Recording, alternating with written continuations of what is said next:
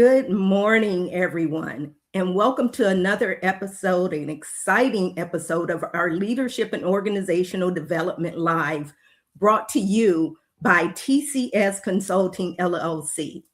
I am your host, Dr. Robin Hughes, and I am delighted to have you join us today as we explore innovative leadership strategies, organizational effectiveness, workplace excellence, and the science behind human performance. Joining me is my esteemed colleague and co-host, Dr. Jacqueline Brown. Let's welcome Jacqueline. Good morning. Greetings. Thank you, Dr. Hughes. It is a pleasure to be here with you today. Together we are committed to bringing meaningful conversations that empower leaders, strengthen organizations, inspire individuals to reach their highest potential. Our approach is grounded in the principles of industrial organizational psychology and positive psychology, helping leaders understand how people think, perform, engage, and thrive within today's ever challenging and changing workplace. Yes. At TCS Consulting LLC, we believe the great organizations are built by great leaders and leaders who recognize that sustainable success begins with people. Each week, we'll bring you practical strategies, evidence-based strengths and insights, and real-world solutions designed to help leaders and organizations thrive. Together, we'll explore how leadership, organizational psychology, and human potential intersect to create stronger cultures, higher performing teams, and more effective workplaces. Every week, we'll discuss topics to help you enhance your leadership effectiveness, improve employee engagement and retention, build high performing teams, strengthen organizational culture, increase productivity and performance, and also develop resilient and emotional intelligent leaders. Very important. Yes, it is. And, here's the real great part. Whether you are a CEO, an executive, a manager, an entrepreneur, an educator, a not-for-profit leader, an HR professional, or just an emerging leader, this show is designed for you. It is designed with you in mind. Why? Because our mission is really simple: to equip leaders and organizations with the practical tools, as well as evidence-based strategies and transformational insights that create measurable results. Has to be measurable. Definitely. We invite you to participate throughout today's broadcast. Please introduce yourself in the comments and tell us where you're joining us from. And if you're watching on Facebook, LinkedIn, or YouTube, be sure to like, share, and subscribe so you never miss an episode.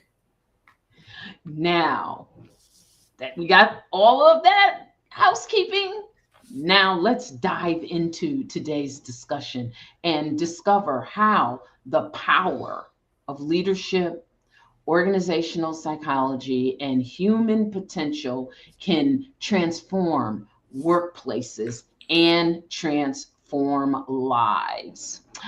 What are we going to give them today, Robin? Welcome them to TCS Live, and let's get started. Today, we're going to talk about, I have an opening audience question, and I want you to put in the comments, what is the number one reason you have seen employees leave an organization? And so we're going to talk about why good employees leave, the leadership and culture factors and organizations often miss, because this is timely, especially with everything going on right now. HR professionals and business owner, educators, nonprofit leaders, and employees alike. So today, let's talk a little bit about why employees leave. Why do you really think employees leave? What can you share with them, Dr. Brown? You know, very often experience. My disclaimer, this is all based on experience, lived experience, research, learnings. Often it appears that they're disgruntled or they've outgrown or they just don't want to be there.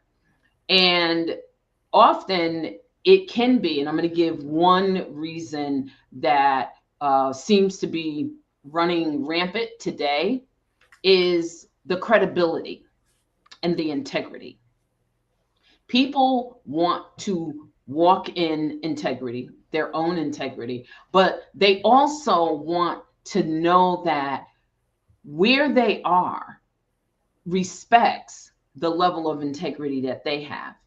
And when you have leadership that says one thing, projects the corporation as one thing, but the actual leaders are walking differently, that becomes a conflict. And people find that they are no longer in alignment with the values of the company and the leadership. The leadership has to walk the same values that the company projects. If the company says that they support something or their mission, whatever that mission statement is, that leadership has to make sure they're walking that walk and they're talking that talk. Because one or two things will happen. Those that have high integrity will move on. Those that become disgruntled, like this isn't even real, they become the poor performers.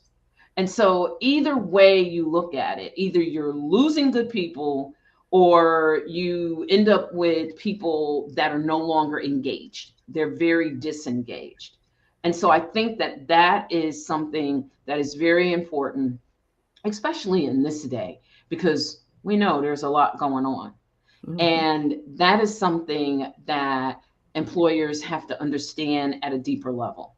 And here's newsflash. It's not always going to come out in employee engagement surveys. We look at surveys to be the holy grail of what we need to do in the leadership. And sometimes you're not going to see it there. You're going to see it with the relationship building. You're going to see it in the lunch and learns, the side conversations that take place during the lunch and learns, the side conversations that take place in the celebration of achievement and accomplishments, the one-on-ones. Taking time in the schedule. Sometimes people are so busy. Oh, cancel this one, cancel that one. At some point, your team has to be a priority, and having conversation with your team has to be a priority. That's where you're going to hear real truth. Yes, that is. And just to expand upon what you were saying, the leadership and organizational development is so important because the behaviors drive retention. Yes. If you do not have good leadership, guess what? People are going to leave. People don't leave companies. Right. People leave leaders. And it's interesting. Some people want to say they're leaders when they're truly only managers. They can manage processes. Sometimes they can't even manage people. So it's interesting how some people are promoted. And the thing, I guess one of the things that I've always experienced was some people are in the right place at the right time. But if you take on the role, develop yourself. So you do have the integrity. So you do have people that are following you. A true leader is someone who actually shows up when no one's watching. A true leader is someone, if you have someone that you know is supposed to take vacation and you have a vacation coming up, that you would try to work out something to ensure your employee could take that vacation. You don't turn around and because you're the leader, basically say, I said so and I can go and you still have to stay, even though you were due a vacation a year ago. So it's very unfair. And that shows you too, that that's not a true leader, because that true leader is going to take care of the employee. I had someone that I worked with, and I was so proud of one of my leaders because executive level, C-suite, and it came time for reduction in workforce. And everyone, all of them had to select one person on their team that they were going to lay off. And he said to our team that I chose myself because I do not want any of my team to have to endure this, especially in today's economy. That speaks volumes, and Yes, that's what we're looking for. That is a true leader, someone who's willing to make sure that employees are taken care of, their team is taken care of, they're developing their team, they're having, like you said, the one-on-one conversations. They're not afraid to make sure that they are prepared to take on their role when that promotion comes for them. And they're able to actually take that promotion and can highly recommend one of their direct reports or two that they have developed to be able to reach that full potential to take on the role. Which is, again, like I said, it's so important. I always put it when I'm working with them and I'm over performance management. That's one of the things that I actually go in and put into their performance management. That's part of their goals. They have to be able to develop someone. They have to bring them to the table, show what they've been doing with them, and truly develop them and make sure they're ready for the next thing. Now, when we talk about employee engagement versus employee satisfaction, it's interesting because sometimes people think they're one and the same, and it's not necessarily one and the same. You can have engaged employees, but they're not satisfied with what they're having to endure. And I go back when I'm looking at that too. And again, I'll pull the leaders in. Poor leadership, when you have leaders that are not leading with integrity, they will turn around and wreak so much havoc on your company culture. You might have employee engagement from a certain standpoint, but if you have a leader that you're allowing to act in this capacity, and again, what do we know? It comes from the top down. So if that's the case, they're mimicking something else they saw from a president, CEO, or other C-suite executive, which is really bad for the company. It's very hard for HR and IO psychologists, because guess what? You're trying to go in and fix something that's broken that you might not even be able to fix, because if you can't change the mindset of that president and the other executives, you're fighting a losing battle. So your employees can end up being engaged and working with one another. A lot of times they work well in teams amongst one another, but they have a problem with management or leadership. And that's what I mean when you talk about the employee, they can be satisfied with their job itself, but they are not satisfied with what they're subjected to, because they don't have true leaders in place that are trying to develop them. I've had so many people come to me talking about, do we have professional development? And then we would have money set aside for professional development. But then the leaders, and I can't use the word leaders when I say that, their manager would tell them that they didn't have the time to take off to be able to go to a webinar or go to a conference or different things. Okay, then basically you've given me something that I can't really use. So what have you run in with employee engagement versus the employee satisfaction? You brought up some excellent points, and I'm going to hone in on the investment and the managing the time appropriately.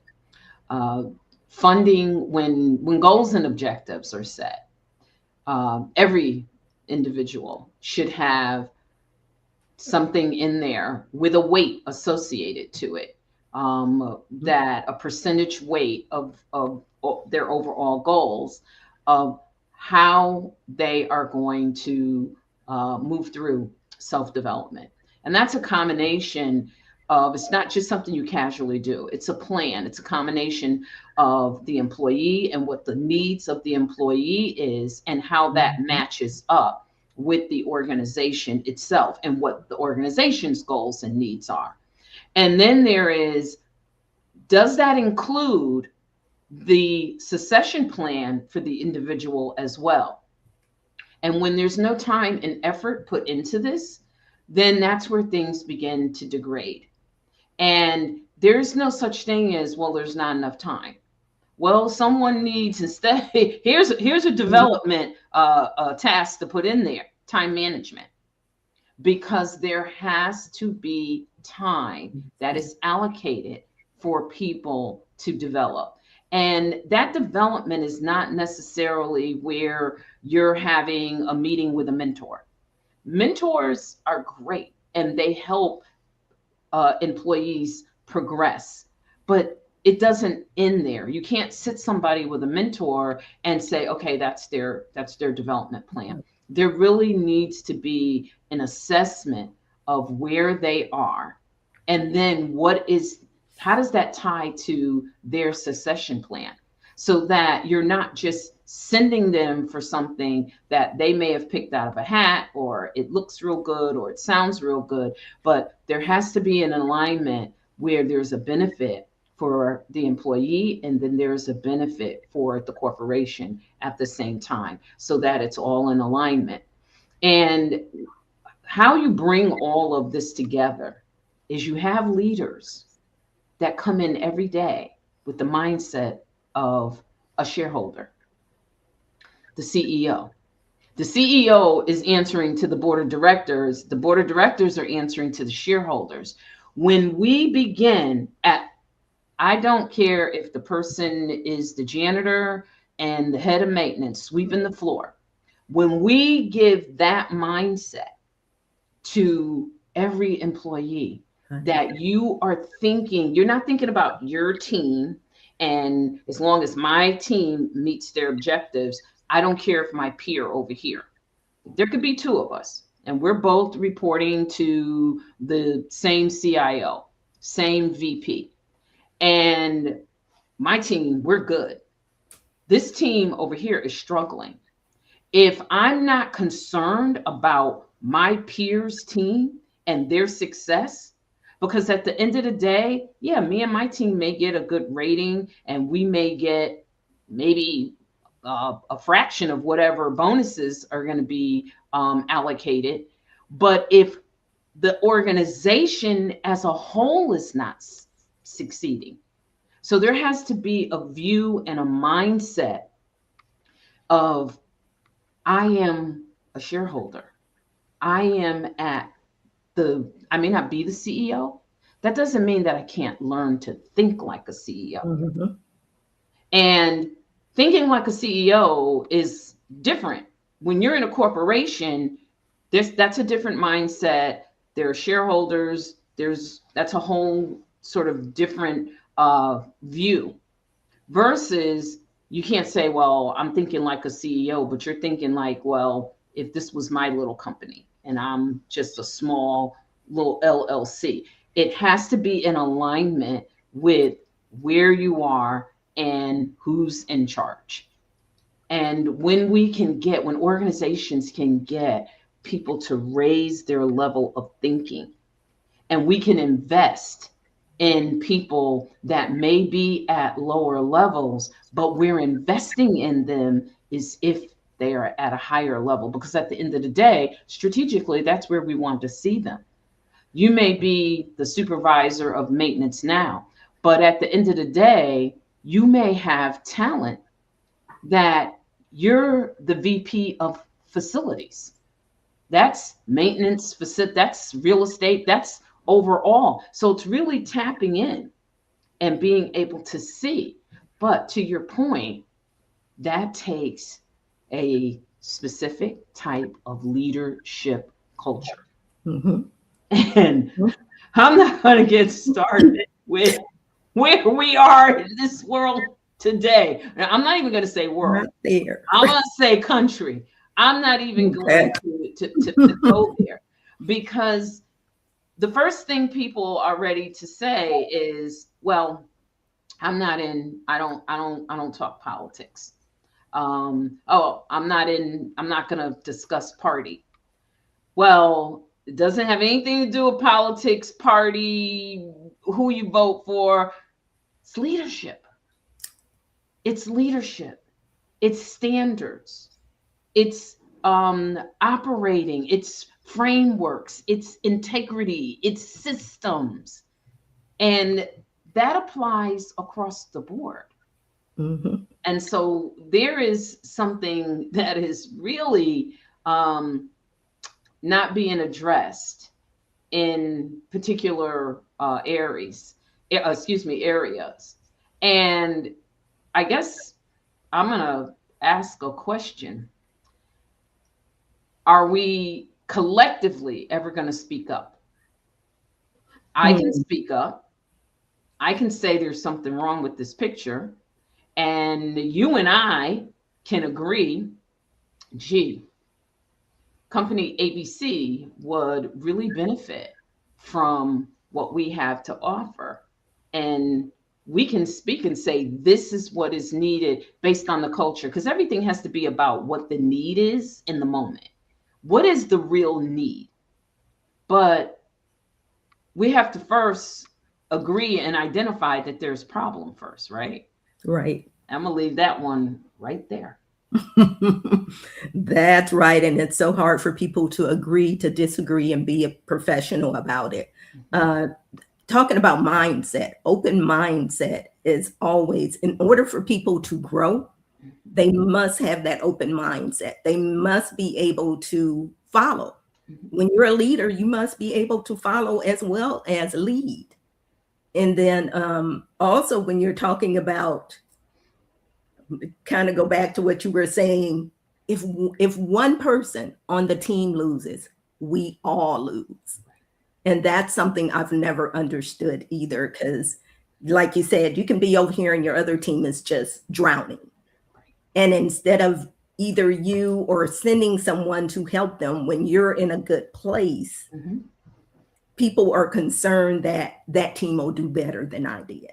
Right. And that shouldn't be the case, because it should be cohesive.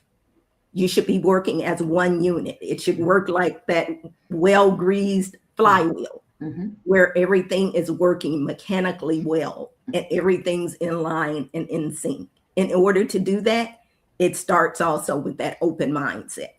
You can't feel that you're intimidated by people. You must lead with integrity. And you also have to teach the people you're working with the same thing. But if you show up and you actually lead like that, guess what? They will follow that. And you won't have these, the cultures I have to go in and try to work on, because we have toxic leaders in place.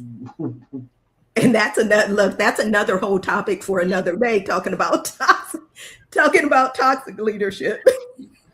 But I think we're going to have to come back to that one. Yes, definitely. Yeah, definitely one that we will have on the list to go back and talk about. So just talking about some of the things that we've discussed, and when we look at organizations, what can they do to retain the top talent? And what they will need to do is, again, hire those leaders with an open mindset, who's willing to learn.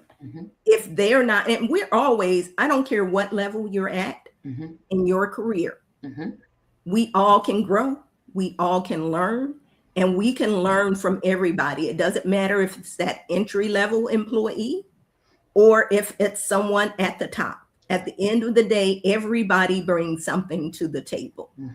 I remember I had a young lady that was cleaning the offices. And she had been another one, my employee had been there 5 years, did not know the lady's name. And I know one day I said to her, I said, "Oh, did you see Yolanda today?" And she said, "Who, Yolanda in accounting?" I said, "No, Yolanda that cleans your office every day." And she said, "Oh, I didn't even know her name." I said, "You've been here 5 years and you didn't know her name?" And I said, I said, it's always important that we treat everyone with dignity and respect, regardless of what role they play. And I remember one day I was not feeling well, and this young lady goes, she says, "Oh, you're not your bubbly self today. What's going on?" And I said, "Oh, just allergies and stuff, having a rough time." And she says, "Oh, go to the pharmacy and get this, this, and this." Mm-hmm. And I said, "Okay." And she looked at me. She said, "I was a pharmacist in Mexico, but I cannot practice here in the US." And I start smiling, and I always share that story because I say, when you look down on others or you're looking down on someone, you can't lift others up. Correct. And she wouldn't have ever shared that with me if I never respected her. I wouldn't have ever known that about her. But it's interesting that other people at the organization didn't know. And I had been there less than a year and had found that out. So it's very important when you're talking about treating people with dignity, treating people with respect, having that open mindset to where you can lift others and try to develop them and not be concerned about whether or not they're going to take your job. It's not about them taking your job. It's about you leading and helping them to reach their full potential. Exactly. And that's what they have to do. They must do that to retain the top talent.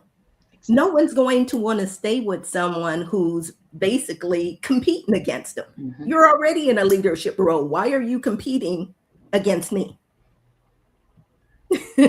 Why are you competing against me? So that's always interesting. But if you want to say a few words about that, I know, we'll be getting ready to round up in a minute. The time goes by so fast. But wanted you to give your input on that as well. It does. I'm reminded of having global responsibility and being in India. And there are people that have roles. Rather, it's keeping the restrooms refreshed, mm-hmm. or just simply making sure the conference rooms are filled with bottled water, or coming and serving tea, or they may be washing dishes in the lunchroom. It's having the respect. That is very, very important. Mm-hmm. And not looking down on them and being conscious of their culture, knowing who they are. You made a really good point, and being conscious of their culture, because when people see you respect them for who they are naturally, you begin to break down the barriers or the notion that someone may think you don't care. And you don't have to be overly personal, because we know we do have these lines, these business lines around relationships. But when we can be human, we can notice people. We can be aware of people, not because they have the power of the pen to write my review or elevate me, but just because they're there every day showing up and they're providing a service to the company, whether it's sweeping the floor or keeping the restrooms or cleaning the offices. It is important for us to respect and notice everyone and be interested in their differences and not overlook them, but actually be genuinely interested in their differences. This is why you have the different shows. You ever see and I don't know the names of them, but I see them advertised where the boss goes in as the owner of the company, mm-hmm. shows up as an employee. Right. Because he really wants to see what's going on in his organization. And so this is why we have to be very careful how we treat people. I have seen people treated in a very disrespectful manner because they didn't hold a certain rank or a certain role. And they were extremely surprised that I treated them the way I treated everybody else. Yeah. I treated them with the same level of respect that I would treat the CEO if I see him in the elevator. Well, I treat the maintenance crew the same way. I give them the same smile, the same respect, the same courtesy. People pay attention to that. And that's when we know we are operating from both intellect and integrity. Yeah. Because you can be the brightest person in the world and have zero integrity, zero empathy, and zero, literally zero care about those that are around you. And so that's really, really important. And thank you for that, because I think that was very important that we speak on that today. Yeah, that's very important. Well, that is, as we come to an end of today's program, we want to actually thank all of you for spending time with us. We hope today's conversation has provided you valuable insights that you can immediately apply within your leadership journey, your team, and your organization. Well, remember, leadership is not simply managing people. It's about inspiring people. It's about creating environments where individuals can thrive, perform at their best, and contribute meaningful, very meaningful shared vision and purpose. Yeah. Through the lens of industrial organizational psychology and positive psychology, we know that organizations flourish when leaders intentionally invest in people, culture, well-being, and performance. The most successful organizations are those that understand that human potential is their greatest competitive advantage. Absolutely. And we encourage you to take one key insight from today's discussion. Just one. Take one. Put it into action this week, because small intentional changes, they often create extraordinary results over time. Yeah. Be sure to follow TCS Consulting LLC on Facebook, LinkedIn, and YouTube for future episodes, leadership resources, and upcoming guest experts. And don't forget to share this broadcast with colleagues, friends, and fellow leaders who are committed to growing their impact and influence. And thank you for joining us and for just being part of this growing community of leaders, change makers, and organizational professionals.